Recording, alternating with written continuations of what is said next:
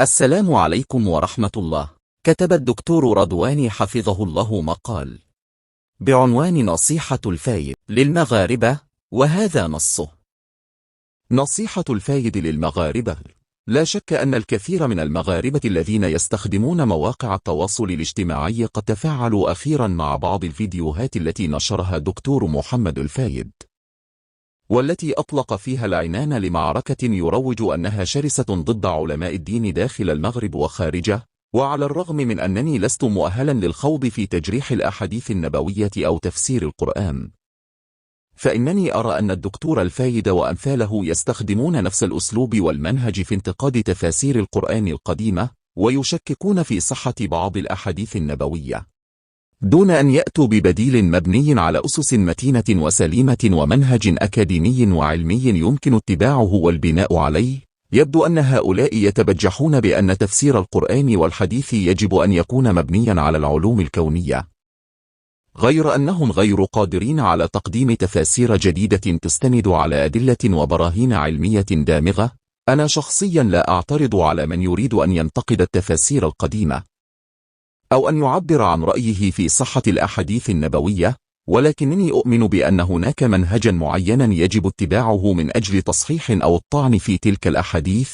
وبالتالي فإن من يريد تصحيح أو إضعاف حديث معين يجب أن يتبع منهجا محددا ويقدم الحجج والأدلة التي تثبت صحة منهجه. وفيما يتعلق بتفسير القرآن، فإذا كان الدكتور الفايد ومن يتبنون رأيه يرون أن التفاسير الحالية للقرآن لم تعد مناسبة لوقتنا الحاضر، فينبغي لهم الجلوس والاجتهاد في كتابة تفاسير جديدة تأسيسا على العلوم الكونية التي يعتبر الفايد نفسه من روادها. ما أرغب في الحديث عنه اليوم يعد في رأيي أكثر خطورة من انتقاد تفاسير القرآن أو التشكيك في صحة بعض الأحاديث النبوية من قبل الفايد وغيره. مناسبة هذا الحديث هو ما سمعته من الفايد وهو يتحدث في فيديو نشره على موقع يوتيوب.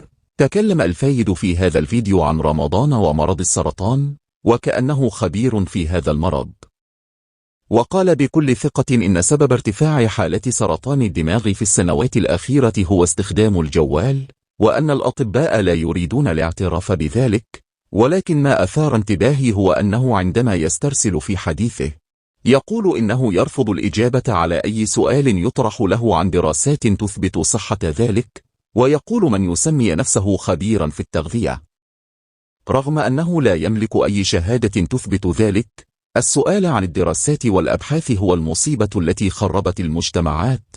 وفي فيديو آخر وصلت به الحماقة إلى وصف من يطلبون المصادر والمراجع بالأغبياء، وقال إننا لسنا في عصر أن نطلب المصادر. وبخصوص العلاقة بين سرطان الدماغ واستعمال الجوال، يؤكد الفايد أنه لا توجد دراسات بحثت في هذه العلاقة لأنه لا يسمح بإجرائها. طبعا هذا كله هراء باعتبار أنني لم أحتج إلا لدقائق معدودة حتى أجد العديد من الدراسات التي بحثت في موضوع العلاقة بين سرطان الدماغ واستعمال الهاتف الجوال. استنتجت أنه ليست هناك علاقة سببية بين استعمال الهاتف الجوال والإصابة بسرطان الدماغ، وحتى الدراسات التي أشارت إلى احتمال وجود هذه العلاقة تشير إلى أن نسبة هذا الاحتمال قليلة جدا، كما تشير إلى أنه لن يصاب إلا الأشخاص الذين يستعملون الهاتف الجوال لساعات كثيرة في اليوم وعلى مدى سنين عديدة. أيعقل أن يطلب شخص يدعي أنه دكتور وأستاذ وباحث وأكاديمي من متابعيه أن لا يسألوا عن الأدلة العلمية لإثبات ما يسمعونه أو يقرؤونه؟ إنه لمن العار والمعيب أن ينتمي مثل من يقول هذا الكلام إلى المجتمع الأكاديمي. تناقض عجيب في كلام هذا الشخص. من جهة يريد الفايد أن يفسر القرآن بالعلوم الكونية المبنية على الأدلة العلمية، ومن جهة أخرى لا يريد من المغاربة أن يسألوه عن الدراسات التي تثبت كلامه، وإلا فإنهم أغبياء سيخربون المجتمع. بعبارة أخرى، هو يريد من المغاربة أن يصبحوا مجرد قطيع لا يفكر، وأن يرددوا مقولة سمعنا وأطعنا كلما سمعوا أي خزعبلات من كل من هب ودب. إنه لمن المؤسف والمحزن في الآن نفسه أن نرى الآلاف من متابعي الفايد يتعرضون لعملية تدجين وتدجيل جماعية من طرف من يتوقع منه أن يكون نبراسا يحتذى به في طلب العلم واكتساب مهارات البحث عن الحقيقة وطرح الأسئلة المحرجة. يقول الفايد إنه اضطر العديد من طلبة الماجستير والدكتوراه آمل ألا يكونوا قد تعرضوا إلى تدجيل ممنهج وأنهم تعلموا منه شيئا مفيدا لمستقبلهم. إن أحد أكبر التحديات التي يواجهها الشعب المغربي في نظري هو انتشار الجهل، حيث إن تأثير الجهل على المواطنين يعتبر أمرا مقلقا للغاية، من ثم يجب على الدولة أن تستثمر كثيرا في تعليم مواطنيها، كما يجب على المدرسة وعلينا جميعا كمواطنين أن نربي أبناءنا على التفكير النقدي وعدم ابتلاع كل ما يسمعونه أو يقرؤونه. إن أمثال الفايد لا يزدهرون ويفلحون إلا في المجتمعات الجاهلة التي لا يملك مواطنوها الأدوات الضرورية لتحليل ما يقرؤونه ويسمعونه، لا بل إنهم يصدقون أغلب ما يسمعونه، خاصة عندما يكون المتكلم مفوه ويستعمل في خطابه المفردات والمصطلحات والعبارات العلمية والتقنية التي لا يفهمها عامة الناس، وفوق ذلك يغلف الخطاب بالدين كما يفعل الفايد وآخرون. لا يمكن للإنسان المتعلم أبدا أن يتقبل ترهات مثل التي ينطق بها الفايد. إذا طلب الأستاذ الفايد من متابعيه عدم السؤال عن الدراسات والأدلة العلمية التي تثبت ما يقوله، فذلك بمثابة إهانة لذكاء هؤلاء المتابعين، بل هو نوع من التدجيل. يكفي للإنسان أن يقرأ تعليقات بعض مناصري الأستاذ الفايد ليكتشف إلى أي حد أصبح بعضهم يصدق كل ما يقوله الفايد، لدرجة أنهم يعتبرونه أحد أهم علماء المغرب، وأنه أسدى خدمات جليلة للمواطنين، خاصة فيما يخص النصائح ذات الصلة بالتغذية وعلاقتها بصحة الإنسان. لم أحتج كثيرا من الوقت كي أكتشف أن الفايد ليست لديه أي شهادة في علوم التغذية، حيث إن مجال تخصصه العلمي هو علم الأغذية الذي يهتم بعملية تصنيع الغذاء والعمليات المتعددة التي يمر منها، وطبيعة الغذاء ومصادره، وكيفية إنتاجه، والعمليات الهندسية التي تحدث في مختلف مصانع الأغذية، وصحة وسلامة الأغذية، وكيفية الحصول عليه من المزرعة أو مكان الإنتاج لحين وصوله إلى المستهلك.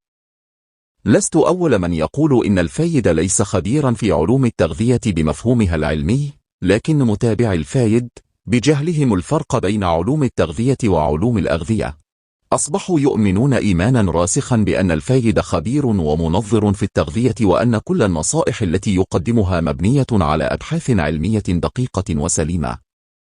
وقد سمعت الفايد في بعض الفيديوهات يلمح إلى أنه قام بأبحاث في المختبر على بعض الأعشاب، ولكنني لم أجد أثرا لهذه الأبحاث في قواعد البيانات المتخصصة في الطب وعلوم الطب الحيوي.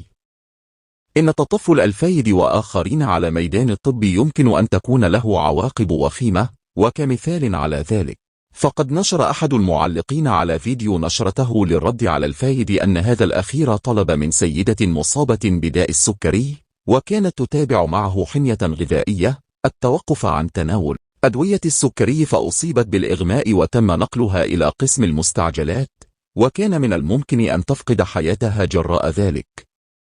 كما كتب أحد المعلقين على فيديو آخر أن شخصا ما كان يعاني من آلام في ركبته وذهب إلى شخص يدعي أنه خبير في التداوي بلسعات النحل والعسل، وبعد بضع حصص من لسعات النحل أصيب بالتهاب وتورم في الركبة واضطر إلى إجراء عملية جراحية لإنقاذ ركبته. ليس لدي أدنى شك في أن هناك حالات مماثلة كثيرة تسبب فيها من يتطفلون على الطب، وربما في بعض الحالات مات أشخاص أو أصيبوا بعاهات مستديمة.